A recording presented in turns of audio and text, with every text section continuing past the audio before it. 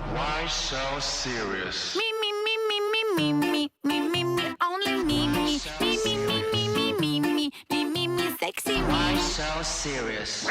네, 본격적인 뉴스 브리핑 전에 뉴스를 한번 쭉 훑어봅니다. 뉴스 전 비커뮤니케이션 전민기 팀장 오셨습니다. 안녕하세요. 네, 반갑습니다. 전민기입니다. 자, 이 아침 금요일 아침 인사를 해주신 분들 중에 1035 끝번호 쓰시는 우리 권유부 가족 헐레벌떡 출근하면서 출첵. 네, 아침 시간 바쁘세요. 네. 좀 늦으셨나 보네요. 이렇게 또 헐레벌떡 출근해 주시고 출첵해 주셔서 고맙습니다. 양한경님은 어제는 지각해서 유튜브로 봤지만 오늘은 생방 사수하고 있습니다. 오늘 일교차가 15도라고 하네요. 권유부 식구들 건강관리 잘하세요.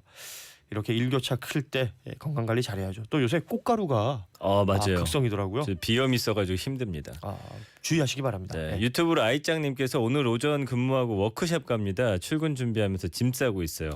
선상 낚시도 한다는데 월척 낚고 싶네요 하셨어요. 워크숍에서 낚시를 해요? 요즘 낚시 유행이 있잖아요. 그러니까요. 월척하고 싶다고 하셨는데 한 붕어 4자 정도면 월척이죠. 아니면 바다 낚시면 또 네. 좋은 물고기들 많이 잡으시길 바랍니다. 그리고 유은정님이 중1 딸내미가 핸드폰 바꿔달라고 졸으며 우네요. 이 아침부터. 전민기 팀장님 어쩌죠? 이채연 울지마라고 한번 얘기해 주십시오. 해주세요. 울지마 채연아. 예, 엄마가 내일 사주실 거야. 야, 유은정님은 굉장히 부담되겠네요. 예. 자, 이 아침 많은 분들과 함께합니다. 뉴스 살펴보죠. 헤드라인부터 봅니다. 네, 오늘은 북한 발사체에 대한 문재인 대통령의 입장 관련 헤드라인이고요. 이어서 문 대통령의 검찰개혁 관련 발언 소식 그리고 최근 이슈들 전하겠습니다. 일단 오늘이 문재인 대통령 취임 2주년입니다. 그리고 어제 KBS에서 특집 대담을 진행했는데 대담 직전에 네, 북한이 또 발사체를 쐈어요. 맞습니다. 이 관련된 보도들이 많습니다. 네, 문 대통령이 발사체에 대해서 한미 양국이 현재 미사일로 추정하고 있다 이렇게 밝혔습니다. 안보리 결의 위반 소지가 없지 않지만 그래도 한미 양국은 아직까지는 위반하지 않은 것으로 판단하고 있다고 밝혔고요. 그렇지만 북한의 이런 행위가 계속될 땐 대화가 어렵다 이렇게 지적했습니다. 미사일 발사체에 대해서는 경고를 하면서도 또 식량 지원은 한미 간 합의된 사안이라면서 진행하겠다라는 입장 밝혔습니다. 이 외에도 적폐청산에 대해선 타협하지 않겠고 인사실패는 동의하지 않는다라고도 말했고요. 다만 경제와 관련해서는 경제 기조를 수정하고 보완할 필요성이 있다라고 인정했습니다. 네. 중앙일보가 헤드라인 이렇게 뽑았습니다. 북한 미사일 2발 발사, 문 대통령 2차례 경고. 한국일보는요. 북한 미사일 경고하면서도 식량 지원 카드 뽑았다라는 제목의 기사를 실었습니다. 예, 북한 미사일 발사가 큰 뉴스였고 또 이 특집 대담도 큰 뉴스였기 때문에 두 개가 이제 묶어져서 기사들이 많이 나오고 있습니다. 그렇습니다. 이 대담 내용들 중에서 검찰 개혁과 관련된 이야기가 있었는데 네. 이 내용을 실은 신문도 있습니다. 예, 한겨레가 헤드라인으로 다루고 있습니다. 문 대통령 검찰 셀프 개혁 안 돼. 겸허한 자세 필요. 이 최근 검찰이 검경 수사권 조정안과 관련해서 공개적으로 반발하고 있는 것과 관련한 발언입니다. 검찰이 보다 겸허한 자세를 가져야 된다라고 말했습니다. 검찰이 개혁 당사자이고 셀프 개혁으로는 안 된다는 게 국민의 보편적인 생각이기 때문에 더 개혁이 필요하다 이런 입장을 표명한 겁니다. 그리고 중국하고 미국 무역 분쟁 계속해서 진행이 되고 있는데 이 내용을 보면서 우리 경제에 어떤 영향을 미칠 것인가 분석하는 기사가 있습니다. 그렇습니다. 두 국가의 어떤 무역 협상 앞두고서 사실 미국이 협상 직전에 중국에 대한 추가 관세 인상 계획 밝혔죠. 중국은 여기에 대해서 보복하겠다라고 하면서 지금 전 세계가 긴장을 하고 있습니다. 그러다 보니까 먼저 금융시장이 어제 요동을 쳤죠. 코스피 지수가 전날보다 66포인트 급락했고 다른 대부분의 국가들의 증시도 역시 떨어졌습니다. 외환 시장의 충격도 컸는데 원화 환율이 1179.80원 마감하면서 2년 4개월 만에 최고치 기록했습니다.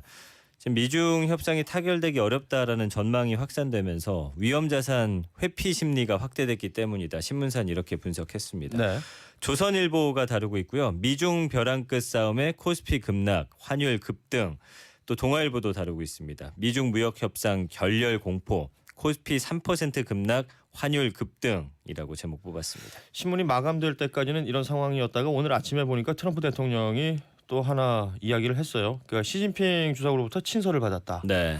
아름다운 친서를 받았다. 이렇게 얘기를 하면서 협상이 또 진행이 될 것이다라는 얘기를 했기 때문에 네. 뭐 계속해서 지켜봐야 될 것으로 보이고 네.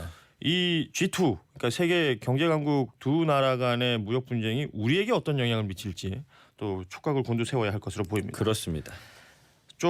이건 또 하나의 큰 뉴스예요. 버스 파업 맞습니다. 관련된 헤드라인을 또 살펴봐야죠. 이것도 뭐 많은 신문사들이 다루고 있는데 그중에 경향신문 헤드라인 소개해드리겠습니다. 서울 경기 도미노 가결 버스 총파업 초읽기. 어제 서울과 경기 버스 노조가 압도적인 찬성으로 파업을 결의했습니다.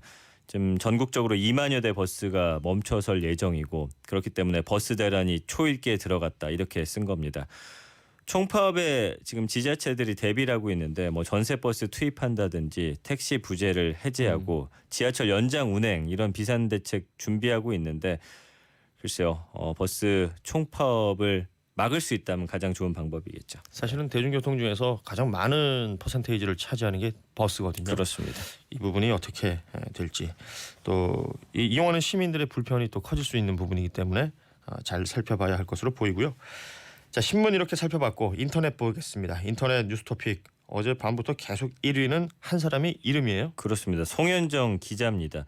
그러니까 어제 대통령에게 묻는다 특집 방송 진행을 맡았었죠. 네. 근데 이 태도 논란에 휩싸인 겁니다. 송 기자가 질문한 다음에 뭐 질문을 잘 경청하지 않았다. 또 무리하게 발언 도중에 끼어들었다. 이런 지적들이 나오고 있습니다. 그러니까 대담이 아니라 취조라면서 불편한 심정 드러낸 누리꾼들이 상당히 많고요. 지금 공식 홈페이지 그다음에 시청자 소감 게시판에 이런 글들이 계속 올라오고 있고 국민청원 게시판에도 지금 송 기자의 사과를 요구하는 글이 올라왔습니다. SNS 상을 살펴봤더니 이제 대담 내용에 대해서 토론하는 경우는 거의 없었던 것 같고요. 네. 이 송현정 기자의 뭐 말씀하신 대로 표정이나 태도 아니면 문재인 대통령이 말하고 있던 도중에 끼어들어서 다음 질문을 하려고 했던 그런 모습들에 대해서 불편한 기색을 보이는 경우들이 많더군요. 맞습니다. 예. 그만큼 뭐 어제 국민들이 관심이 많았던 대통령 대담이었는데 이 부분에 대해서 송현정 기자에 대한 여러 목소리들이 나오고 있습니다. 자, 다음 토픽 보죠. KTX 사고인데요. 정말 아찔한 일이 있었습니다. 한 30대 여성이 달리는 KTX 열차 그 창문을 깨고서 열차 밖으로 뛰어내린 거예요. 네. 어제 오후 8시 한 45분쯤이었고 오송역하고 공주역 사이 달리던 KTX에서였습니다. 당시 시속이 한 170km로 달리고 있었대요. 비상망치로 창문 깼고 다른 승객이 119에 신고를 했고 현장에 출동했는데 밤이다 보니까 찾는 게 쉽지 않았다고 합니다. 뭐 결국엔 찾았지만 지금 뭐 팔다리 골절, 부상 정도는 굉장히 심한데 의사소통은 그래도 가능하다고 합니다. 네. 근데 이제 왜 뛰어내렸는지 많은 분들이 궁금해하고 계신데 아직까지 그 이유가 전해지지는 않고 있습니다. 네, 큰 부상이 아니었으면 좋겠네요. 거의 매일 이런 충격적인 뉴스들이 하나씩은 있는 것 같군요. 그렇습니다. 네. 부디 그 건강상에 큰 문제가 없기를 기대해 보겠습니다.